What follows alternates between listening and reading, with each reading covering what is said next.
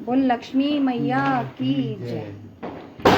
नारद जी कहते हैं, हे राजा पृथु, कार्तिक कृष्ण अमावस्या को दीप मालिका करने से दरिद्रता का विनाश हो जाता है। इस संबंध में एक इतिहास सुनाता हूँ, ध्यान पूर्वक सुनो।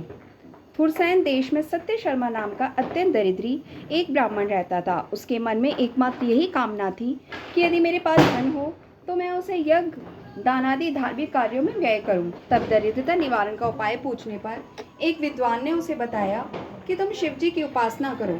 उसने शिव जी की उपासना प्रारंभ की। निदान 1 वर्ष बीतने पर एक दिन शिव जी ब्राह्मण का रूप धारण कर उसके पास आकर बोले, हे विप्र, धन की प्राप्ति के लिए तुम राजा के पास जाकर उसे वरदान मांगो कि कार्तिक की अमावस्या को हमारे सिवाय और कोई अपने घर में दीपक न जलाए। ब्राह्मण ने ऐसा ही किया और राजा ने उसकी बात स्वीकार करके कार्तिक कृष्ण चतुर्दशी को सारे शहर में ढिंढोरा पिटवा दिया कि अमावस्या को कोई भी अपने घर में दीपक न जलाए। राजा की आज्ञा मानकर अमावस्या की रात्रि को किसी ने भी दीपक नहीं जलाया।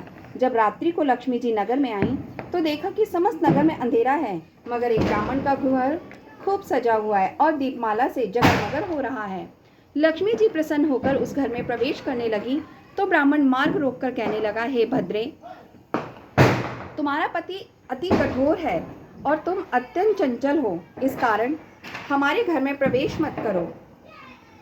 तब लक्ष्मी जी कहने लगी कि भगवान के शयन के समय मैं आई हूँ, इस कारण निश्चय ही तुम्हारे घर में निवास करूंगी।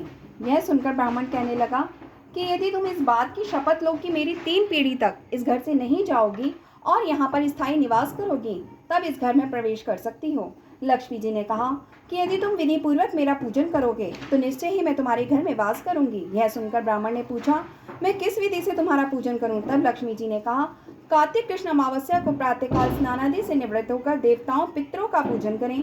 दिन के तीसरे भाग में श्राद्ध ब्राह्मणों को सुंदर पकवान बनाकर भोजन कराएं।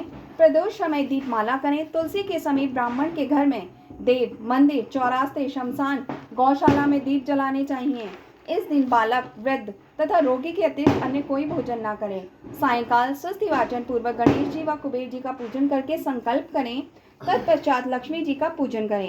कमल के आसन पर स्थित कमल के फूलों की माला धारण करने वाली, कमल जैसे नेत्र, गंभीर नाभि, स्तन के भार से नब्र, सुंदर वस्त्र, देवताओं के हाथों द्वारा मणियुक्त घड़ों से स्नान करने वाली, हाथ में कमल पुष्प लिए ऐसी लक्ष्मी मेरे घर में निवास करे। सर्वप्रथम लक्ष्मी जी को आसन दें, फिर पात, अर्घ, आचमन, स्नान, वस्त्र, धूप, दीप, नैवेद्य, जल, तांबुल व सुपारी, इन सब वस्तुओं को अर्पण करके नमस्कार करें, दीप जलाएं, समस्त रात्रि भगवान का कीर्तन करें। इस प्रकार कुबेर तथा लक्ष्मी जी का पूजन करके ब्राह्मणों को भोजन कराएं। तत्पश्चात बंधु बांधवों सहित स्वयं भी भोजन करें। सत्य शर्मा ने विधिवत इसी प्रकार किया। उसके यहाँ काफी धन धान्य हो गया। इसके बाद उसने अनेक यज्ञ भी किए। हे लक्ष्मी मैया, जैसे आपने सत्य शर्मा पर अपनी कृपा दिखाई, ऐसे अपने सभी भक्तों पर अपनी कृपा बनाए रखना। बोलो लक्ष्मी मैया की जय।